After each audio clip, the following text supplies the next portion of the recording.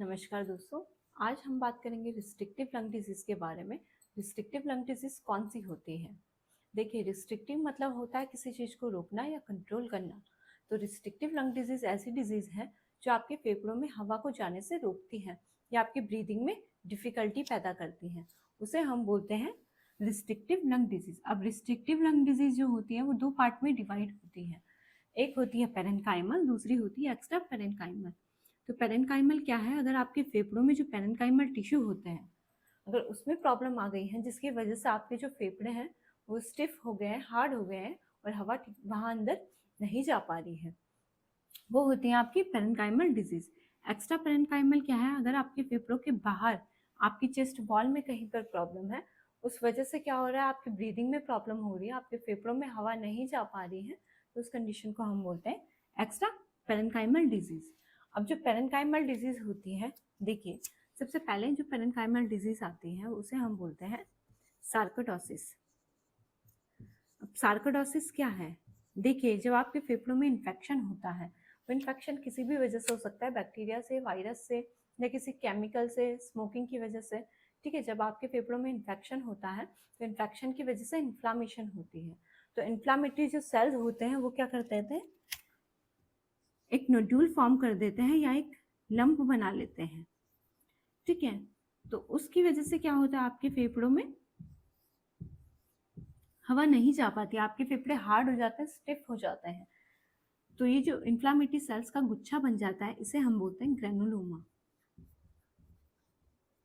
ठीक है दोस्तों, और सार्कोइडोसिस को हम ग्रेनुलोमेटस डिजीज भी बोलते हैं।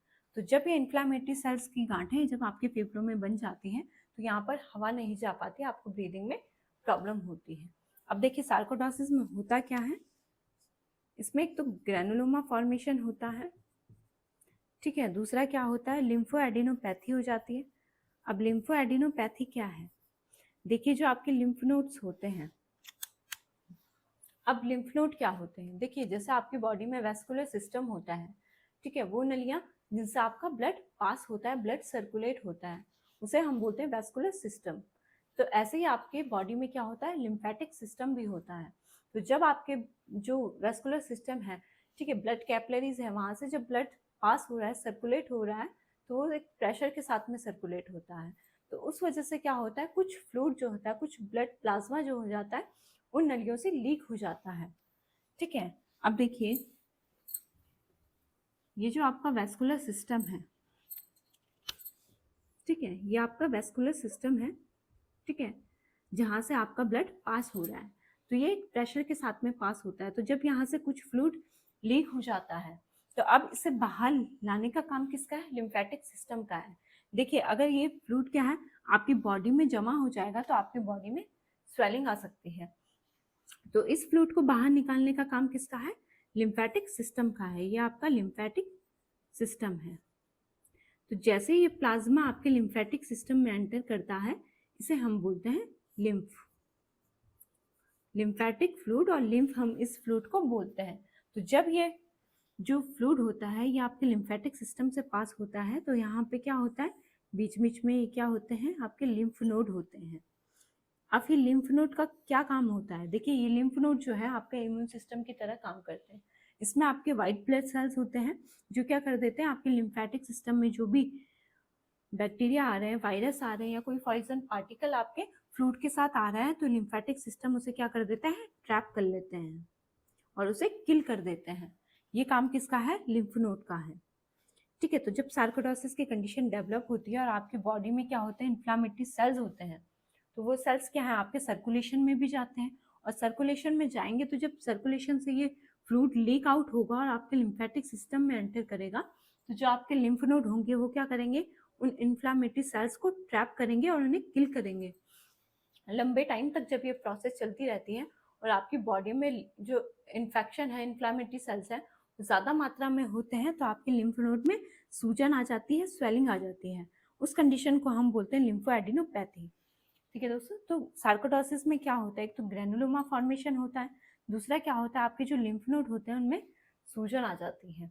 ठीक है, अब तीसरी प्रॉब्लम क्या होती है, देखिए, जब ये इन्फ्लामेटरी सेल्स जो होते हैं ये आपके जॉइंट्स को भी अफेक्ट करते हैं, उस वजह से क्या होता है, आपको अर्थराइटिस की प्रॉब्लम होती है, आपके जॉइंट्स में इन्फ्लामेशन आ जाती है। आइटिस जहाँ पर लगती है वहाँ पे बात हो रही है इन्फ्लामेशन की, तो आपके जॉइंट में पेन होता है। ठीक है दोस्तों, एक और प्रॉब्लम सार्कोइडोसिस में होती है, उसे हम बोलते हैं लुपुस पेनियो। लुपुस पेनियो क्या है? देखिए, आपने देखा होगा जो लोग बहुत ठंडी जगह में रहते हैं उनके स्किन पर क्या है, रेड कलर के पैच बन जाता है।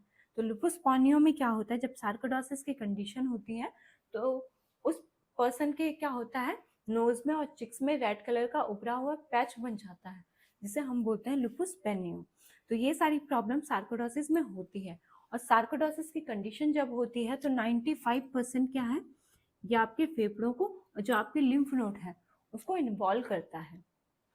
यानी अगर आपको सार्कोइडोसिस की प्रॉब्लम है तो 95% चांसेस है कि आपके फेफड़ों में भी प्रॉब्लम होगी और आपके लिम्फ नोड में भी प्रॉब्लम होगी। ठीक है दोस्तों, अब देखिए सार्कोइडोसिस के लक्षण क्या है, क्या सिम्टम्स हैं सार्कोइडोसिस के। अगर किसी को सार्कोइडोसिस की कंडीशन डेवलप हो है तो उसको सिम्टम्स क्या आएंगे। देखिए, एक तो क्या होगा, उसके जो लिम्फ नोड है वहां पर सूजन आ जाएगी। ठीक है, लिम्फोएडिनोपैथी की कंडीशन डेवलप हो जाएगी। दूसरा क्या होगा, फीवर आएगा। जब इन्फ्लामेटरी सेल्स हैं, ठीक है, तो उसकी वजह से क्या होगा, फीवर भी आपको आएगा। फीवर से वेट लॉस हो जाएगा। ठीक है, ब्रीदिंग डिफिकल्टी होगी। ब्रीदिंग डिफिकल्टी क्यों होगी, देखिए, जब ये इन्फ्लामेटरी सेल्स की गांठें जो आपके फेफड़ों में बन गई तो ये आपके फेफड़ों को हार्ड कर देती है, स्टिफ कर देती है, जिसकी वजह से क्या होती है, हवा अंदर नहीं जा पाती है और आपके ब्रीदिंग में प्रॉब्लम होती है। ठीक है दोस्तों, तो लिम्फोएडिनोपैथी होती है, फीवर होता है, वेट लॉस होता है, ब्रीदिंग डिफिकल्टी होती है, ड्राई कफ होता है। ठीक है, और चेस्ट पेन आपको होता है, साथ में जॉइंट पेन भी होता है क्योंकि जॉइंट को भी अफेक्ट करता है। तो ये सारी प्रॉब्लम सार्कोइडोसिस के पेशेंट में होती है। ठीक है, अब सार्कोइडोसिस क्या है, सार्कोइडोसिस में 4 स्टेजेस होती हैं। देखिए, सार्कोइडोसिस की जो प्रॉब्लम होती है उसमें 4 स्टेजेस होती है। पहली जो स्टेज होती है उसमें क्या होता है, अगर आपके फेफड़ों में यहाँ पर जहाँ से ब्रोंकस एंटर कर रहे हैं, जहाँ से आपकी आर्टरीज या नर्व्स, ठीक है, ये एंटर करती हैं, ये जो डिप्रेस पार्ट होता है इसे हम बोलते हैं हिला और हिलर भी से बोलते हैं। ठीक है, तो यहाँ पर आपके लिम्फ नोड्स भी होते हैं। तो अगर ये लिम्फ नोड इन्वॉल्व हैं, ठीक है, bilateral hilar adenopathy. Bilateral hilar adenopathy क्या है, देखो, बाइलेटरल मतलब होता है दोनों फेफड़ों में अगर आपके हिलर, जो ये हिलर लिम्फ नोड है, यहाँ पर अगर सूजन आ जाती है तो वो है आपकी स्टेज 1।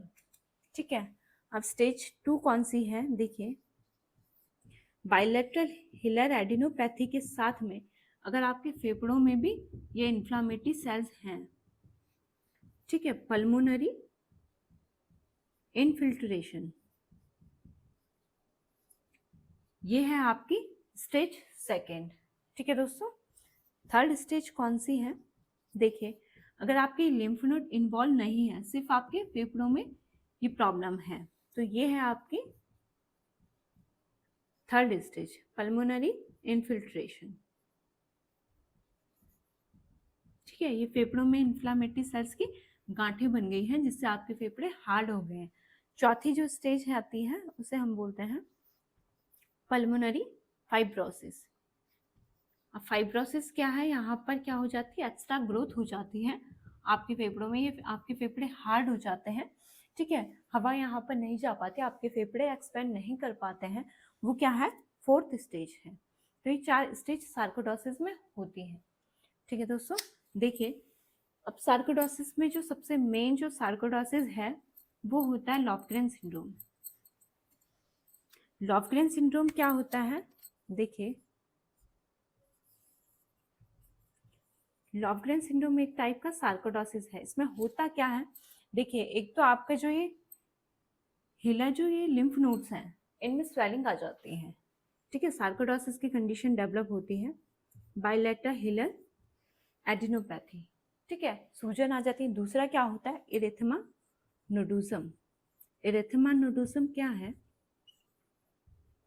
देखिए आपके पैरों में, ठीक है, जो आपके नी से जो एंकल के बीच का पार्ट है जिसे हम शिन बोलते हैं, वहां पर क्या होता है, रेड कलर के उभरे हुए पैच बन जाते हैं, गांठें बन जाती हैं, उसे हम बोलते हैं एरेथमा नोडोजम। एक क्या होता है बाइलेटरल, यहाँ पर जो आपके फेफड़ों में लिम्फ नोड होते हैं, ठीक है, ब्रोंकस के साइड में यहाँ पर लिम्फ नोड जो होते हैं वहां पर सूजन आ जाती है, ठीक है। आपके पैरों में ये क्या हो जाता है, आपके शिन में ये रेड कलर के उभरे हुए पैच बन जाते हैं, ठीक है। दूसरा क्या होता है, अर्थराइटिस की प्रॉब्लम होती है, आपके जॉइंट में इन्फ्लामेशन हो जाती है, उसे हम बोलते हैं लॉफ्गरेन सिंड्रोम।